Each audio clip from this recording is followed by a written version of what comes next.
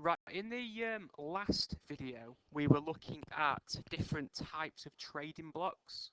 So we're looking at things like preferential trade areas, free trade areas, customs unions, common markets, economic and monetary unions, and then all the way up to full integration, so an economy such as the United States, for example. Now, what we want to focus on in this video is the exact opposite. So it's countries not looking at joining trade blocs, but looking to protect their economy from foreign competition.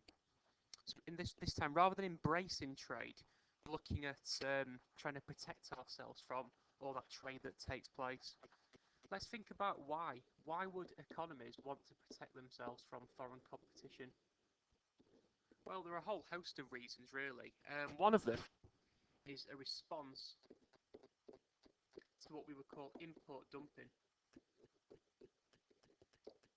Okay, so this would be where another nation is basically heavily subsidising the production of a particular good or a service in their economy, then literally dumping it at ridiculously cheap prices in other economies across the world, which can lead to the collapse of domestic industries. So a lot of people have accused the Chinese of this when it comes to steel industry, selling steel at prices where European producers cannot compete. It forces down profits to the point where they make losses, which can lead to the industry disappearing.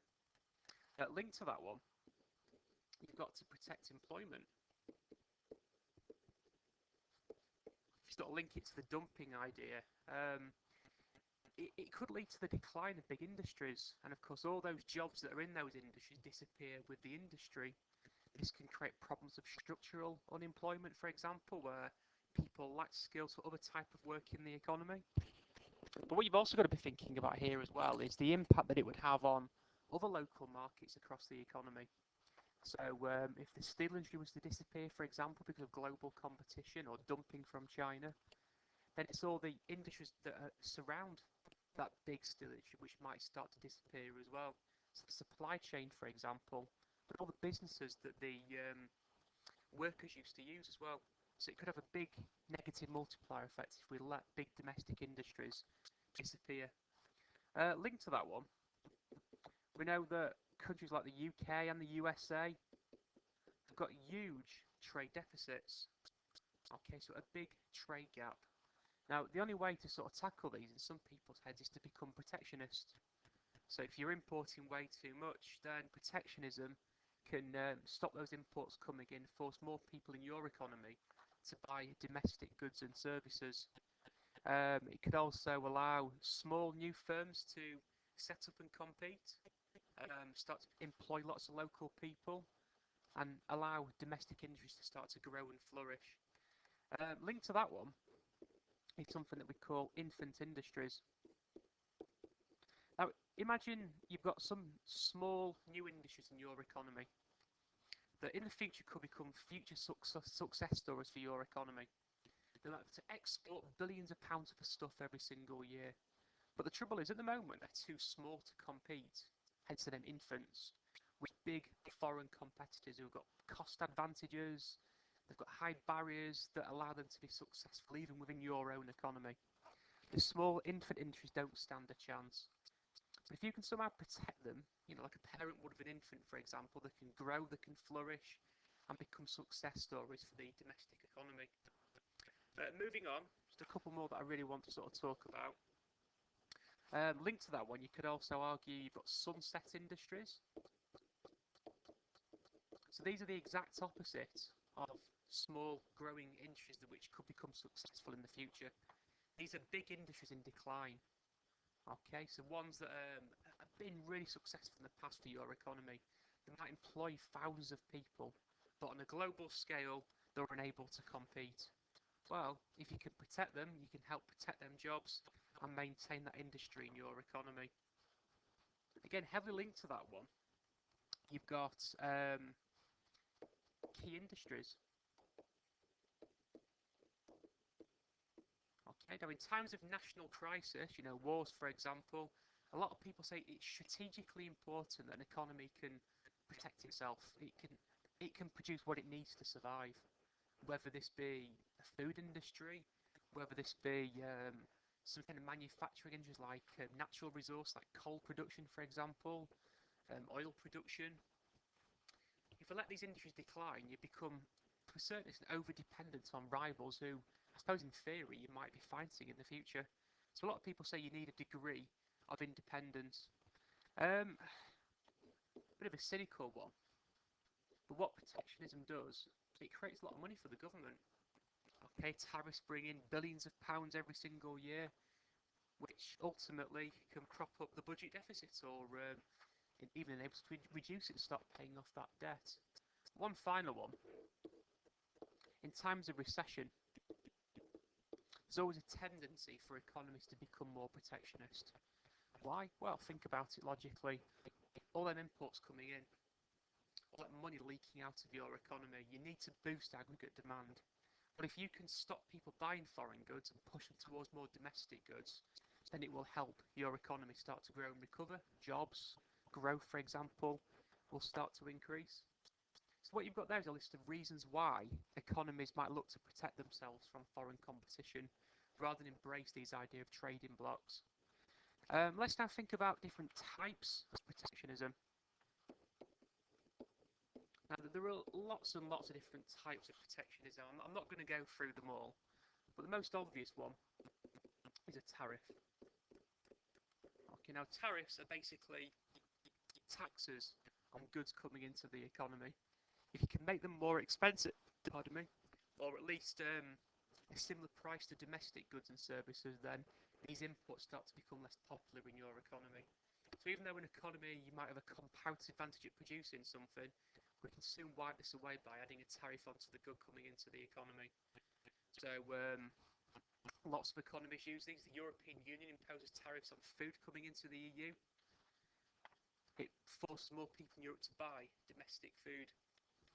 Another one is something that we call quotas. Okay, now all quota is basically a limit on how many imports can come into your economy. Okay, so we say to people that want to bring in foreign goods, that's your limit. That is the maximum that you can bring in from another economy. So it limits the imports coming in. If you limit the imports coming in, it also makes them more valuable and more expensive in the economy, which makes them less popular. But ultimately, if there's a limit or a quota, then you're determining what is a satisfactory level of imports. And you're also forcing some domestic people to buy domestic goods and services. There's one that we call a voluntary export restraint. This is basically where an economy agrees with another economy to reduce its exports to it. That sounds a bit odd, doesn't it, really? We're basically saying to another economy, we will basically agree to lower how many exports come into your economy. So Britain, for example, might say to another economy, we want less of your goods to come into our economy. But then you kind of think, well, why would another economy agree to something like that? Well, it might be better than the alternative. The alternative might be, if you don't do that, they will put huge tariffs on your imports coming in. So at least this way you're in control a little bit more. You're not having another economy enforce protectionist policies on you. We've also got IP, intellectual property rights. So intellectual property. This is basically where economies might issue copyrights or patents which stop other economies from producing that particular type of good. It gives your domestic firms some kind of barrier, some kind of protectionism from foreign rivals. And we've also got technical barriers. And all technical barriers are, it's basically put in very tight controls on what is allowed into your economy. So it might be strict controls on labelling or technical standards. So for example, the EU's got very high health and safety requirements for products coming into the EU.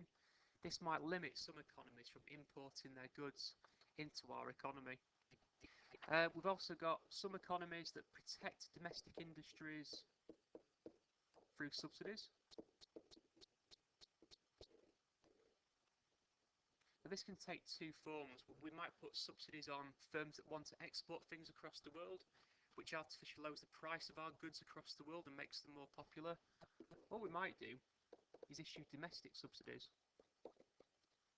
which means in your own economy, foreign goods are now relatively more expensive because you can buy domestic goods for a lower price. We can also issue licenses. Okay, now all a license would be is where we basically say to an economy or a firm in another economy, you want to sell your things in our country, you first of all need a license.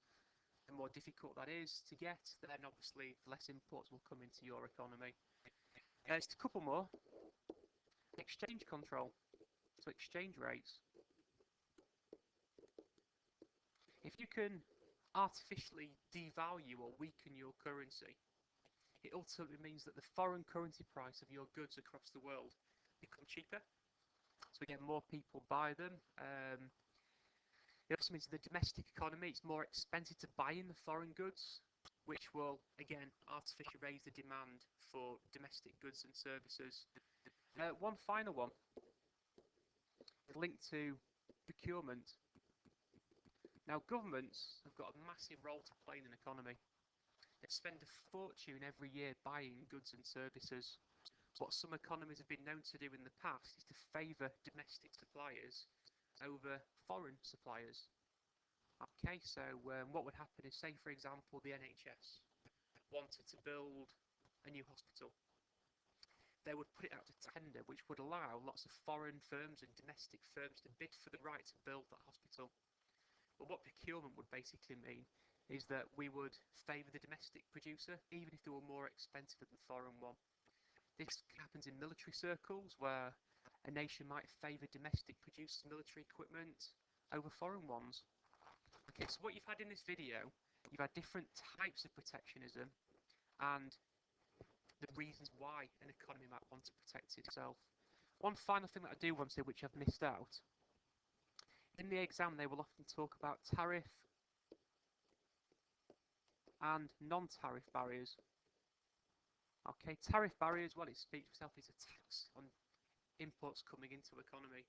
Non-tariff barriers are normal ideas linked to things other than price. So this could be technical, for example. It could be intellectual property rights, licenses, so non-tariff trade barriers. So there you go.